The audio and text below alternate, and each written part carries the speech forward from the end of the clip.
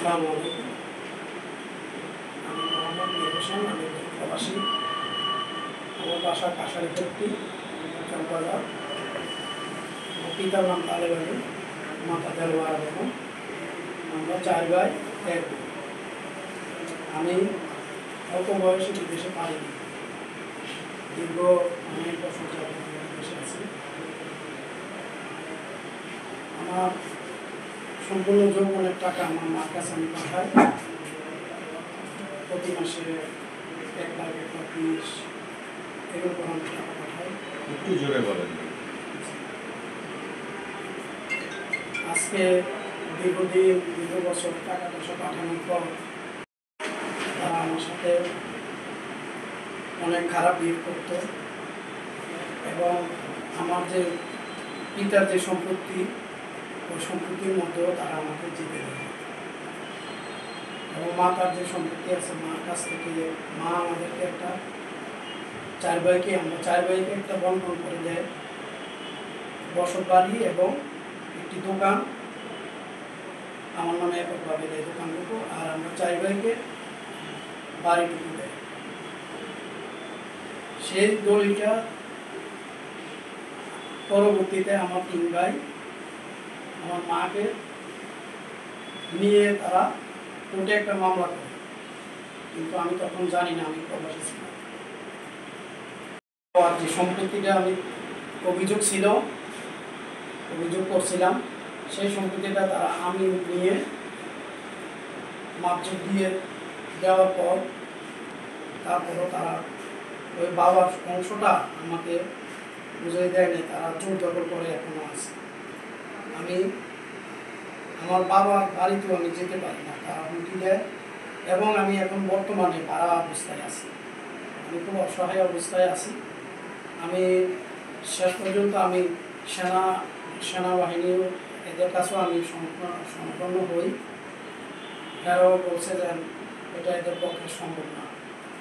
সেজন্য আমি এখন সাংবাদিক ভাইদের কাছে আমি সম্মান করি।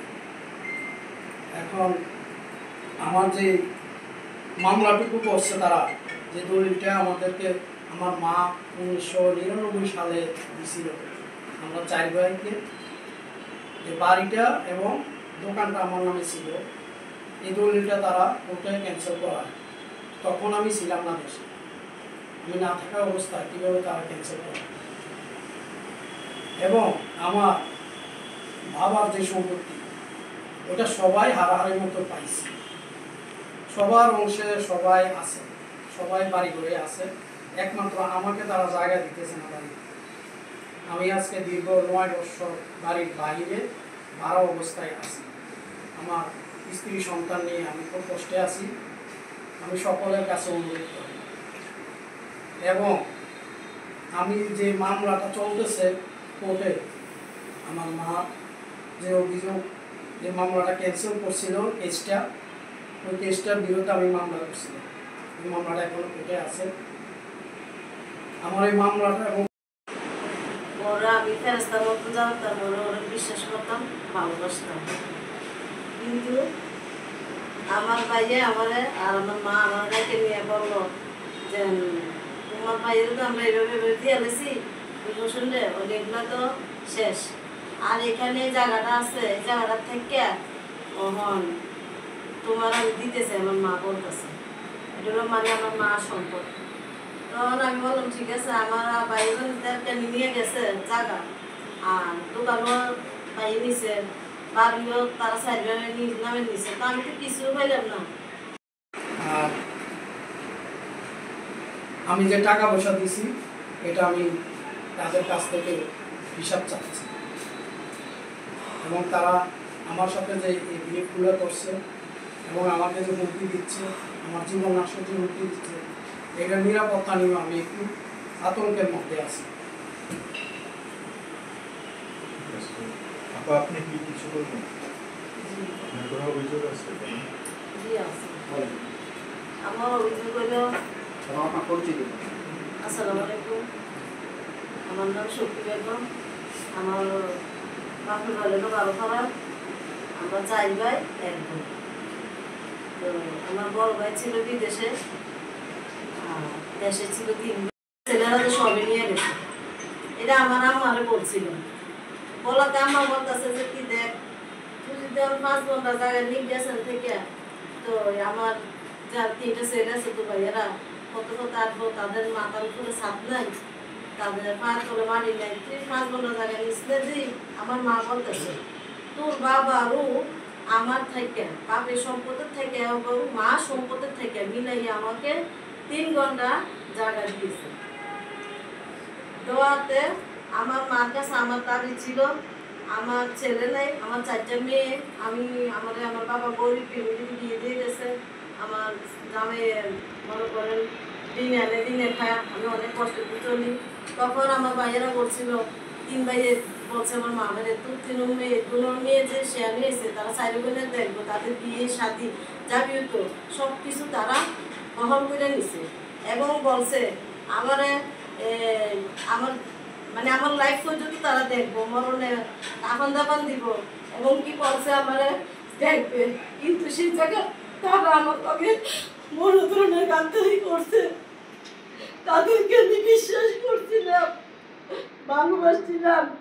আমার একটা বাড়ি ঘরের কথা ছিল, তারা 3 ভাইয়ে আমাদের বাড়িটা করে দিল না। তারা 2 কোটি টাকা জায়গা পেচ্ছে, জায়গা পেচ্ছে তাদের মতন তারা সেটেল হয়েছে। আমার বাবার একটা দোকান ছিল, এই দোকান থেকে আমাদের থেকে না কইয়া আমাদের সৈন্য হয়ে গেছে। আমি লেখাপড়া বুঝি না, কাগজ সম্পর্কে কিছু বুঝি না, যে লেখাপড়া জানে না সে তো অন্ধ। তাই আমার সুযোগ নিয়েছে আমার সাথে এত বড় প্রতারণা করছে তারা 3 ভাইয়ে। আমার মা বেড়াইয়া আমার মাকে দোষ নিয়ে দিয়ে কেন, আমার মা মুখটা কিছু ছিল না, আমি তো মূর্খ, আমার মাও মূর্খ।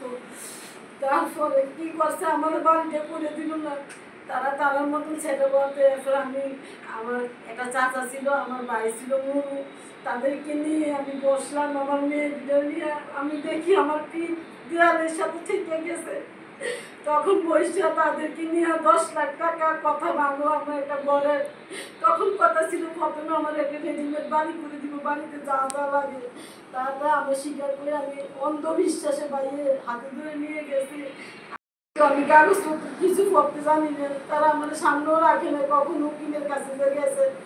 কিন্তু আমার এই 10 লাখ টাকা দেয় না, আজও আমার জায়গাটা বেঁধে কিচ্ছুই পুরো হয়েছে। ওই জায়গার ভিতরে আরেক ঝামেলা তারা সৃষ্টি করে দিছে। তারা আমার হুমকি দেয়, বলে তুমি তোমার ভাইয়ের সাথে মিলছ, তোমার এবার 20 বছর ঝুলিয়ে রাখবো, আমরা তোমার জায়গা সেটেল করে দেবো না। কিভাবে আমি দেখবো? আমার এগুলা বলে কি করে আমি নিরূপে, আমি নিজে চলতে পারি না। আর তাদের জন্য যে কারো কাছে যাবো, আমার তো ওই ক্ষমতা নাই, কারণ আমার একটা ছেলে নাই, আমি অসহায় মানুষ। এই অত্যাচার অফিসার আমার ভাইয়ের আমার উপরে পড়তে আছে, আমার জিনিসটা আমার বুঝিয়ে দিল না।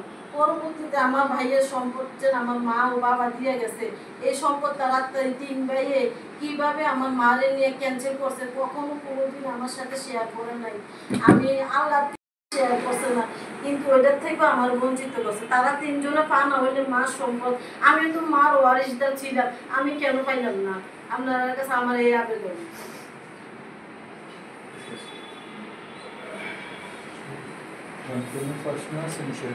না, প্রশ্ন তো আপনি করছেন। যে আমি জানুয়ারির 21 তারিখে জুন মাসে এই বছরের জানুয়ারি। প্রত্যেকটা প্রশ্ন আপনি যে উল্লেখ করছেন কোন দেশে ছিলেন আপনি? প্রবাসে? যে আমি বর্তমানে আছি জার্মানি। জার্মানিতে ছিলেন না? তো সেনাবাহিনীর সাথে দেখা করার পরে ওরা কি বলছে আপনাকে?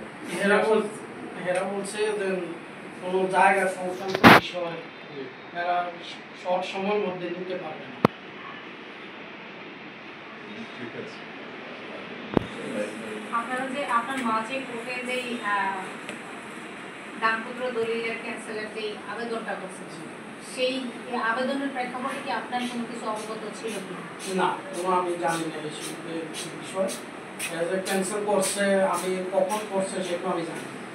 কিন্তু আমরা একটা জিনিস দেখতে পেলাম যে কোর্ট থেকে যে মীমাংসা, আপোষ মীমাংসাটা যে দেখাইলো, তখন আপনি ছিলেন কি না?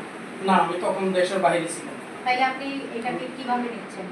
এটা অবশ্যই প্রতারণা করছে, এটা আমার সাথে অবশ্যই প্রতারণা করছে। তাহলে আপনি মানে ওনাদের কাছে যদি এটা সঠিক না হয়, তাহলে ওনারা কিভাবে এটা কোর্টে সাবমিট করতে পারলো এবং কোর্ট থেকে রায় দিবে? এরা আমার আমার জায়গায় হয়তো অন্য একজন লোক প্রেজেন্ট করাইছে, পরে তখন বলছে যে এটাই নিরসন, কিন্তু আমি তো তখন দেশে নাই। এটা কি আপনি কোর্টে কোনো নারাজি বা কোনো কিছু করছেন? আসার পরে আপনার 2019 আমি তখন মামলা করছি এটার বিরুদ্ধে। আমি তখন জানি না, তারা 2013 সালে মামলাটা করছে, 13 সালে করে 7 মাসের মধ্যে তারা এটা রায় করছে। আমাকে দেখাইছে প্রেজেন্ট আছি আমি দেশে, কিন্তু আমি তখন ছিলাম না। তখন আমি এটা কি বড় ধরনের একটা জালিয়াতি না? এটা বড় ধরনের জালিয়াতি করা হয়েছে আমার সাথে। যে বিষয়টা বলছিলেন আপনার সিগনেচার জাল করে, আপনার যে সিগনেচার অনলি আপনার, জি। এটার একটা ভ্যালিডিটি আছে।